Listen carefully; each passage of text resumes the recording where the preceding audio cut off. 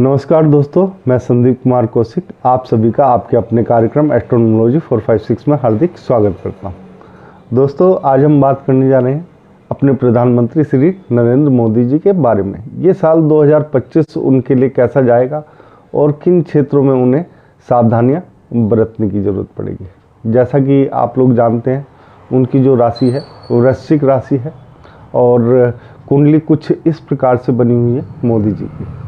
प्रथम भाव में मंगल के साथ जो है चंद्र है, चतुर्थ भाव में गुरु है और पंचम भाव में राहु है। दसम भाव में शुक्र के साथ शनि विराजमान है और 11वें भाव में बुध, केतु और सूर्य, ये तीनों ग्रह जो आप लोगों को दिखाई दे रहे हैं, ये तीनों हैं दोस्तों।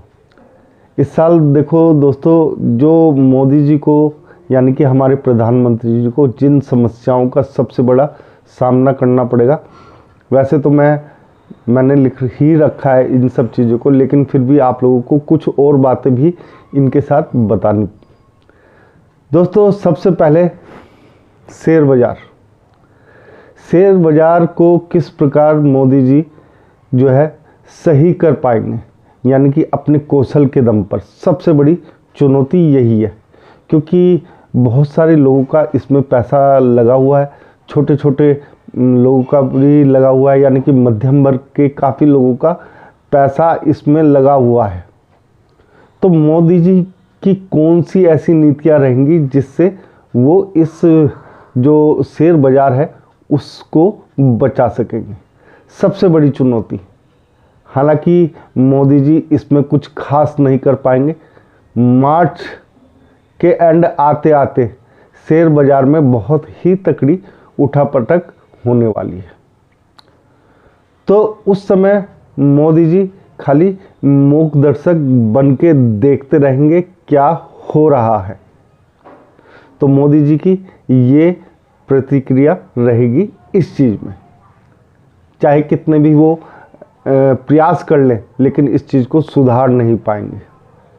ये उनके कार्यकाल पे एक बहुत बड़ा धब्बा भी होगा।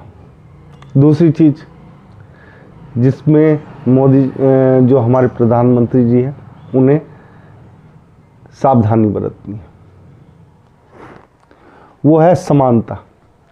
देश में आप लोगों ने देखा होगा कि कुछ ही वर्षों में जो है हमारे समानता जो है वो ऊपर नीचे बहुत हो गई है, यानी कि हर व्यक्ति समान नहीं रह गया है।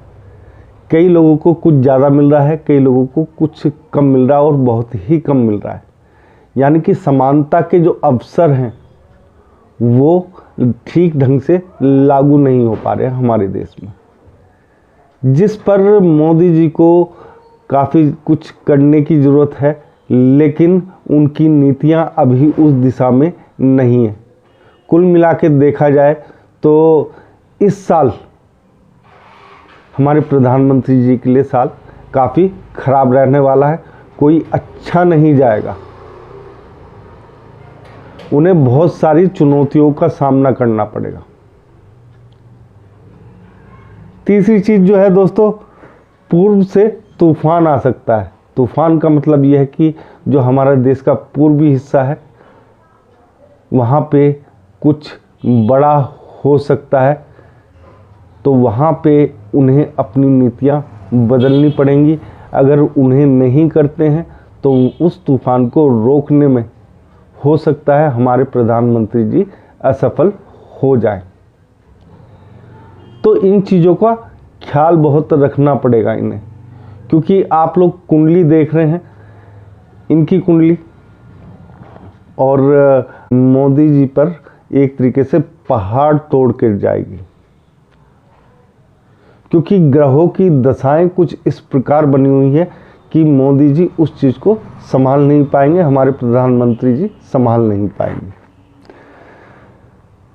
साबित करने की जो कोशिश होगी अपने आप को कि मैं ठीक हूँ और सब कुछ सही चल रहा है, और अपने पार्टी को, खुद को बचाने की जो कोशिश होगी, जो साबित करने की कोशिश होती है कि मैं सब कुछ सही कर रहा हूँ या जो भी है, उस चीज़ को बहुत बड़ा झटका लगेगा दोस्तों। यहाँ पर यानी कि जो लोग उन पे विश्वास करते हैं, एक तरीके से उनका विश्वास जो है चकनाचूर हो जाएगा, टूट जाएगा।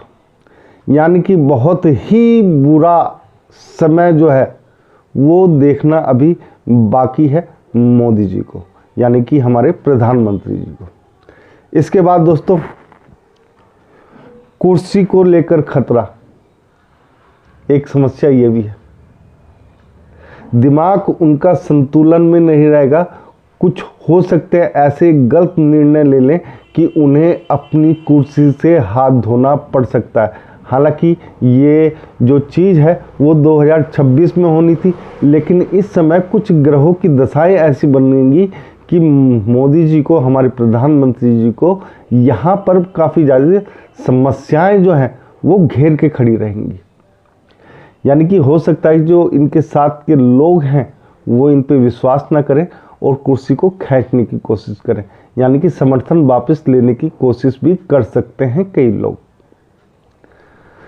इसके बाद देश में बिगड़ सकते हैं हालात, यानी कि गृह युद्ध भी हो सकता है। हालात बिगड़ने से मतलब ये है दोस्तों कि जो देश में एक तरीके से देखा जाए जो पैसे की आमद है लोगों की, व्यक्तियों की, वो कम हो जाएगी और वहाँ पर एक तरीके से हालात बिगड़ते हुए नज़र आएंगे। व्यक्तियों के हाथ में, जो नॉर्मल व्यक्ति हैं उनके हाथ में कुछ नहीं रह पाएगा और हमारे प्रधानमंत्री जी उस चीज़ में और भी ज़्यादा, जो एक तरीके से होता है ना, खींचने का काम करता है, आदमी को पीने का काम करता है, वो चीज़ दिखाई देगी आप लोगों को। यानी कि एक तरीके से मध्यम वर्ग को यहाँ पर एक बड़ा वर्ग जो है, ठीक है ना, जो कुंडली है उसके हिसाब से बता रहा हूँ, एक बड़ा वर्ग जो है हमारे देश का, उसको आघात पहुंचा सकते हैं किसी भी रूप में। तो इस चीज़ पे भी आप लोगों को विचार करना पड़ेगा दोस्तों, मोदी जी को। और आखिरी जो चीज़ मैं बताने जा रहा हूँ, गृह युद्ध के हालात भी बन सकते हैं, क्योंकि कुछ इस प्रकार की घटनाएं जो हैं वो हो सकती हैं कि उनको संभालने में और कड़े फैसले ना लेने के चक्कर में इन्हें वहाँ पे असफलता हाथ लगे। लेकिन एक व्यक्ति आने वाला है इस राजनीति में जो हो सकता है वो हालात बदल दे। एक चीज़ और दोस्तों आखिरी में जो सबसे बड़ी समस्या है जिसका सामना करना पड़ेगा, हो सकता है कि कुछ समय के लिए पश्चिमी देश भारत को छोड़ दे बीच मझधार में, जिसके लिए मोदी जी जाने जाते हैं कि उनके दोस्त हैं अच्छे, यहाँ पे दोस्ती का कर्तव्य निभाते हुए नज़र नहीं आ पाएंगे वो लोग।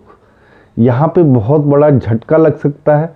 हो सकता है कि आप लोगों को सुनाई कुछ और दे, हो कुछ और रहा हो, लेकिन कुल मिला के बहुत ही विकट स्थिति बनने वाली है इस साल मोदी जी के सामने। हालांकि उनके समर्थन में लोग काफ़ी ज़्यादा हैं और हमेशा बने रहेंगे, उन्हें इस चीज़ से कोई भी दिक्कत नहीं आएगी। यानी कि एक तरीके से राजा की भांति उनका व्यवहार रहेगा और वो राजा बने भी रहेंगे। लेकिन समस्याएं तो समस्याएं होती हैं। बाकी हर क्षेत्र में मोदी जी की जो स्वयं का है उसमें मोदी जी को ज़्यादा दिक्कतों का सामना नहीं करना पड़ेगा। इन क्षेत्रों में मोदी जी को बहुत सारे काम करने पड़ेंगे, नहीं तो हो सकता है सत्ता हाथ से चली जाए। दोस्तों आज के कार्यक्रम में बस इतना ही। अगर आप लोगों को हमारा ये कार्यक्रम पसंद आया है तो कमेंट बॉक्स में जय श्री राम जरूर लिखें और आप सभी मित्रों को भी हमारा जय श्री राम।